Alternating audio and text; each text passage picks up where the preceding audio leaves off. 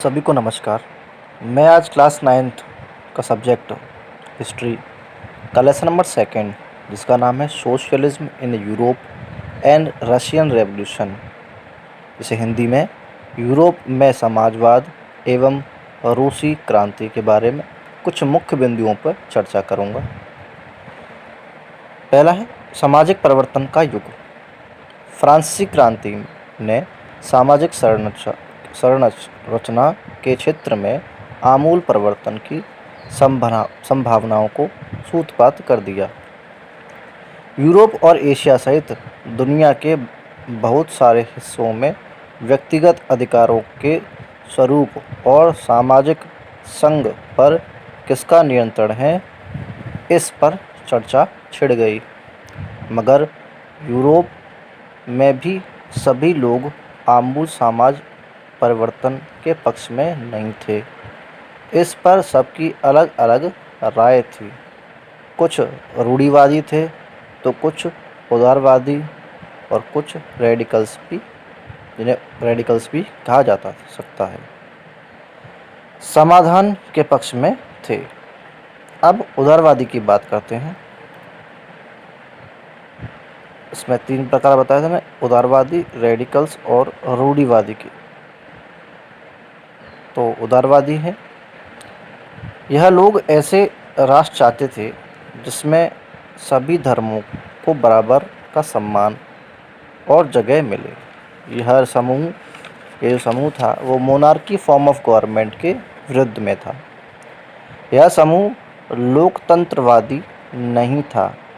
यह लोग universal adult franchise के पक्ष में नहीं थे। वह मानते थे कि वोट का अधिकार केवल संपत्तिधारियों को ही मिलना चाहिए।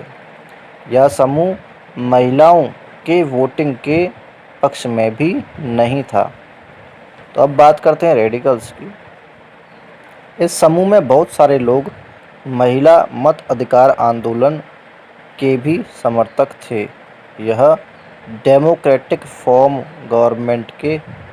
ऑफ गवर्नमेंट के पक्ष में थे।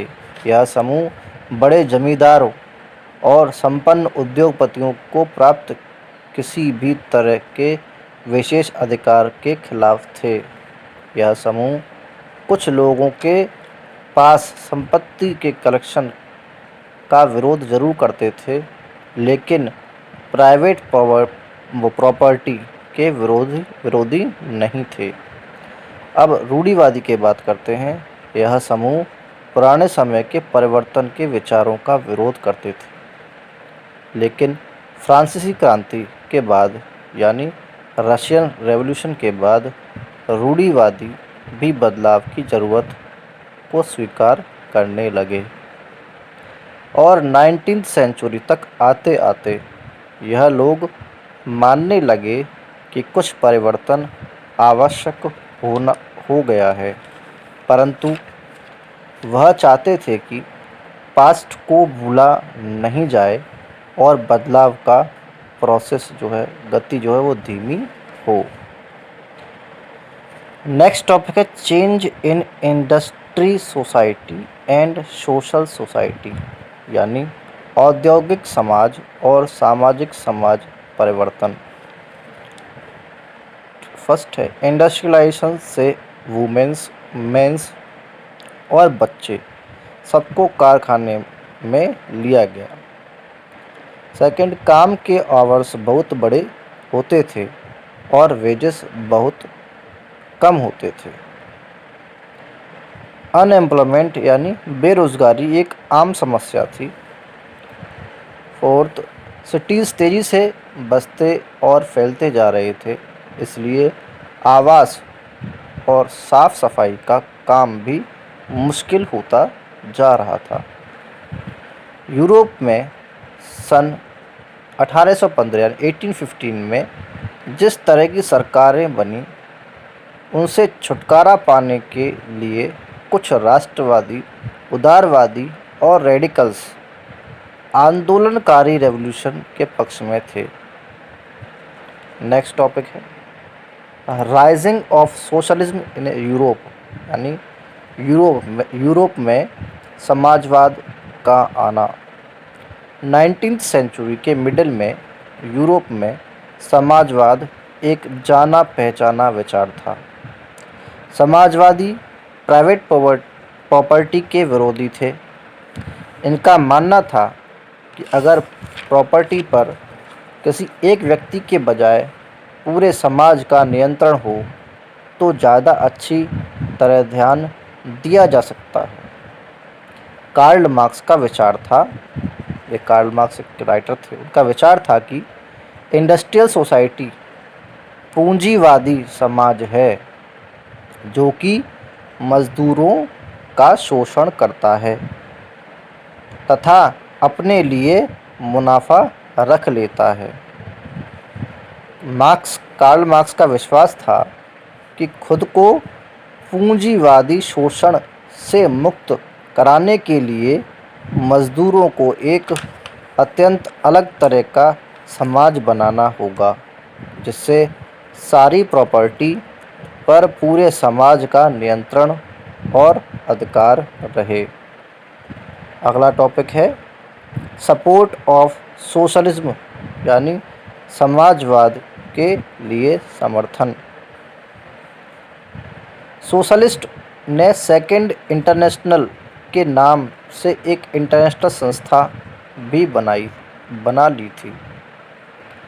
संकट के समय पर अपने मेंबर्स को मदद पहुंचाने के लिए इन ऑर्गेनाइजेशन ने कोष स्थापित किया और वर्किंग आवर्स में कमी तथा वोटिंग राइट्स के लिए आवाज़ उठाना शुरू कर दिया।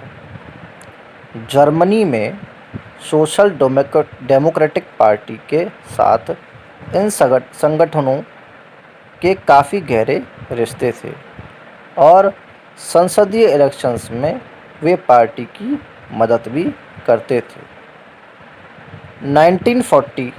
1914 तक यूरोप में सोशलिस्ट कहीं भी गवर्नमेंट बनाने में कामयाब नहीं हो पाए थे।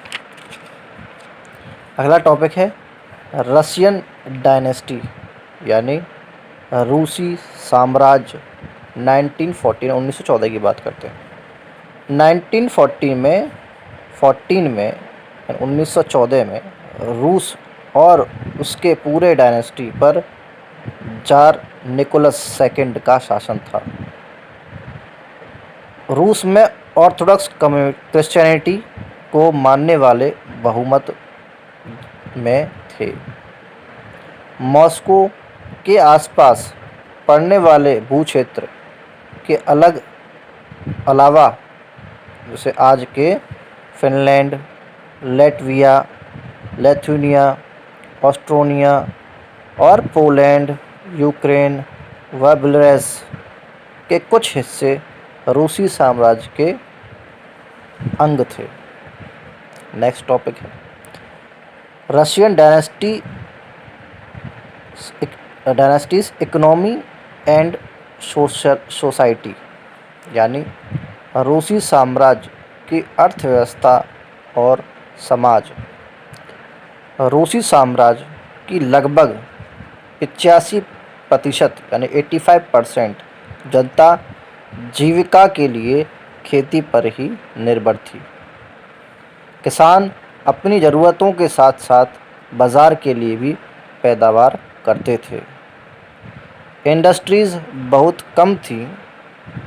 सेंट पीटर्सबर्ग और मॉस्को प्रमुख इंडस्ट्रियल एरियाज़ थे। 1890 यानी 1890 में बहुत सारी फैक्ट्रीज़ स्टार्ट हुई जब रशिया अपने रेलवे नेटवर्क को फैला रहा था और उसी समय रशिया में फॉरेन इंडस्ट्रीज़ भी बहुत तेज़ी से आ रही थी। इन्हीं कारणों से रशिया में कोल प्रोडक्शन डबल हो गया और स्टील प्रोडक्शन 4 गुना बढ़ गया था। सरकारी डिपार्टमेंट फैक्ट्रीज़ पर नज़र रखते थे, जैसे मज़दूरों का न्यूनतम वेतन मिल रहा है कि नहीं मिल रहा, और वर्किंग आवर्स ठीक हैं या नहीं हैं। 1940 में फैक्ट्रीज़ में वुमेन वर्कर्स की संख्या 31% थी, यानी 31% थी, लेकिन उन्हें पुरुषों के मुकाबले कम वेतन मिलता था। 1896 से 97 में क्लॉथ्स फैक्ट्री में स्ट्राइक की गई और 1902 यानी 1902 में धातु उद्योग में स्ट्राइक की गई। 1902 से 1905 में फार्मर्स लगान भी नहीं चुकाते थे। वह कई जगह तो लैंडलॉर्ड्स की हत्या भी की जा चुकी थी। नेक्स्ट टॉपिक है सोशलिज्म इन रशिया। 1914 में पहले रशिया में सभी पॉलिटिकल पार्टीज़ गैर कानूनी यानी इलीगल थीं। 1898 में Russian social democratic workers party का गठन किया गया था। इस पार्टी ने फार्मर्स के अधिकारों के लिए संघर्ष किया और मांग की कि कब्जे वाली ज़मीन फ़ौरन किसानों को वापस कर दे। यह पार्टी न्यूज़पेपर निकालती थी और स्ट्राइक्स आदि कार्यक्रम आयोजित करती थी।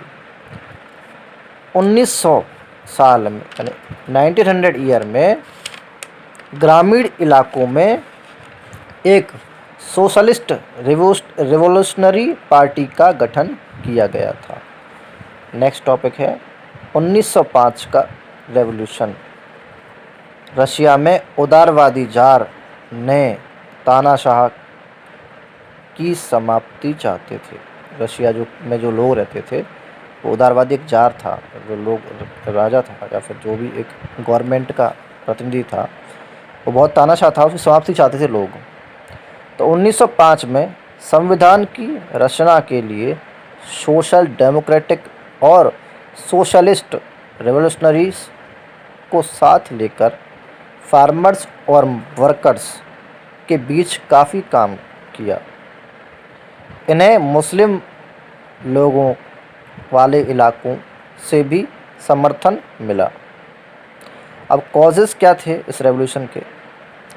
1904 में 1904 में ज़रूरी चीज़ों की कीमतें इतनी तेज़ी से बढ़ी कि वास्तविक वेतन में 20% तक गिरावट आ गई। 1904 में ही 4 वर्कर्स को जो आयरन वर्कर्स फैक्ट्री में थे, काम करते थे, मेंबर्स थे, उन्हें वहाँ से निकाल दिया गया था। तो मज़दूर ने आंदोलन का ऐलान कर दिया था। ये कारण थे। अब एक इम्पॉर्टेंट टॉपिक है ब्लडी संडे, इसे यानी खूनी रविवार कहा जाता है। ये ध्यान से सारे बच्चे सुनना। सेंट पीटर्सबर्ग में 1,10,000 से ज़्यादा मज़दूर वर्किंग आवर्स को कम करने, 8 घंटे किए जाने, वेतन में इंक्रीमेंट और वर्किंग कंडीशंस को सुधारने की मांग को लेकर स्ट्राइक पर चले गए। इस दौरान कापून के नेतृत्व कर रहा था में मज़दूर का एक जुलूस विंटर पैलेस के सामने पहुंचा, तो पुलिस ने उन मज़दूरों पर हमला कर दिया और उस घटना में 100 से ज़्यादा मज़दूर मारे गए और लगभग 300 से ज़्यादा घायल हो गए। और इतिहास में इसी घटना को ब्लडी संडे के नाम से जाना जाता है, जो 1905 के रेवोल्यूशन का मुख्य कारण यानी मेन कॉज था। 1905 रेवोल्यूशन की स्टार्टिंग खूनी रविवार की घटना से हुई थी। सारे रशिया में स्ट्राइक होने लगी, विश्वविद्यालय बंद कर दिए गए और नागरिक स्वतंत्रता का अभाव करते हुए विद्यार्थी अपनी कक्षाओं का विरोध करने लगे। डॉक्टर्स, वकील, इंजीनियर और अन्य मध्यम वर्ग कामगारों ने संविधान सभा की मांग करते हुए यूनियन ऑफ यूनिक्स की स्थापना कर दी। नेक्स्ट टॉपिक है first world war and Russian dynasty, यानी पहला विश्व युद्ध और रूसी साम्राज्य। 1914 में दो यूरोपियन गठबंधनों के बीच वॉर स्टार्ट हो गया। पहले में थे जर्मनी, ऑस्ट्रिया और टर्की, और सेकंड में थे फ्रांस, ब्रिटेन, रशिया, और उसके बाद कुछ समय बाद इटली और रोमानिया भी इस युद्ध में आ गए थे। 1940 से 1960 तक, यानी 1914 से 1916 के बीच जर्मनी और ऑस्ट्रेलिया में रशियन आर्मी को भारी पराजय झेलनी पड़ी। फर्स्ट वर्ल्ड वॉर में इंडस्ट्रीज़ पर भी बहुत बुरा असर पड़ा और सबसे ज़्यादा नुकसान रशिया में हुआ इंडस्ट्रीज़ को। गुड हेल्थ वाले मेंस, अच्छे स्वास्थ्य वाले जो पुरुष थे, उनको वॉर में झोंक दिया गया और पूरे देश भर में मज़दूर की कमी हो गई और बेसिक थिंग्स बनाने वाली छोटी छोटी वर्कशॉप ठप होने लगी।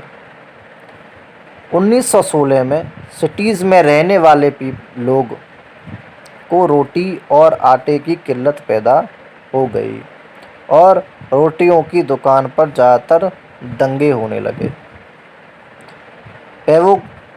पेट्रोग्राद में फरवरी क्रांति। 1917 फरवरी में मज़दूरों के इलाके में खाने पीने की चीज़ों की भारी कमी पैदा हो गई। 22 फरवरी 1917 में एक फैक्ट्री में तालाबंदी घोषित कर दी गई। अगले दिन इस फैक्ट्री के मज़दूरों के समर्थन में 50 फैक्ट्रीज़ के मज़दूरों ने भी स्ट्राइक का ऐलान कर दिया और बहुत सारे फैक्ट्रीज़ का नेतृत्व वुमेन्स यानी महिलाएं कर रही थी। इसी दिन के बाद में इंटरनेशनल वुमेन्स डे, जिसे हिंदी में अंतर्राष्ट्रीय महिला दिवस का नाम दिया गया है, जो हर साल 8 मार्च को मनाया जाने लगा। 25 फरवरी 1917 को सरकार ने डेमा को बर्खास्त कर दिया और यह तय किया कि रशिया के फ्यूचर के बारे में डिसीजन लेने की जिम्मेदारी संविधान सभा को सौंप दी जाए और उसका चुनाव यूनिवर्सल अडल्ट फ्रेंचाइज के आधार पर किया जाए। तो फरवरी के बाद सरकार असेटिस्फाइड थी को दबाने के लिए सख्त कदम उठाने लगी और मज़दूरों को गिरफ्तार करना शुरू कर दिया और जुलाई से सितंबर के बीच किसानों ने बहुत सारी ज़मीनों पर कब्जा कर लिया। तो बदलाव यह आया कि ज़मीन की सरकारी और सामाजिक घोषित कर दिया गया। ज़मीन जो थी उसको सरकारी और सामाजिक घोषित कर दिया गया। किसानों को ज़मीनों पर कब्जा करने की खुली छूट दे दी गई, यानी कब्जा करो खुली छूट फार्मर्स को दे दी गई थी। सेना और सरकारी अफसरों की वर्दियां बदल दी गई थी। बोल्शेविक पार्टी का नाम बदलकर रशियन कम्युनिस्ट पार्टी रख दिया गया। नवंबर 1917 में इस पार्टी ने संविधान सभा के लिए चुनाव कराए। मार्च 1918 में अन्य राजनीतिक सहयोगी की असहमति के बावजूद इस पार्टी ने जर्मनी से संधि कर ली।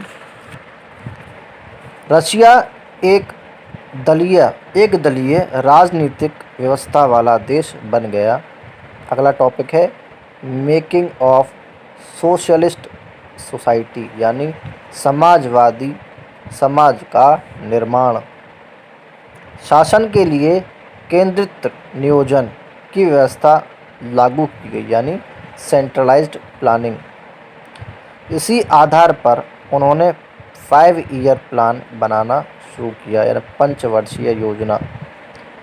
पहले दो प्लान्स के दौरान इंडस्ट्रियल डेवलपमेंट को बढ़ावा देने के लिए गवर्नमेंट ने सभी तरह की प्राइसेस स्थिर कर दी।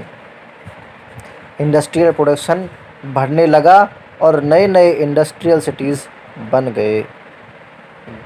दूसरा, एजुकेशन में डेवलपमेंट किया गया और फैक्ट्री वर्कर्स और फार्मर्स को यूनिवर्सिटी में दाखिला दिलाने के लिए खास इंतजाम किए गए। थर्ड, हेल्थ फैसिलिटीज़ इम्प्रूव की गई, वर्कर्स के लिए आदर्श रिहायशी मकान बनाए गए।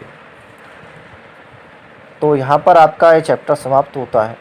मैं आशा करता हूँ कि जो मैंने मुख्य बिंदु इसके आपको बताए हैं वो आपको समझ में आए होंगे, और जो आपको समझ में नहीं आया आप मुझे कमेंट कर सकते हैं, मैं उसका उत्तर ज़रूर दूंगा। जब तक घर में रहें, सुरक्षित रहें। धन्यवाद।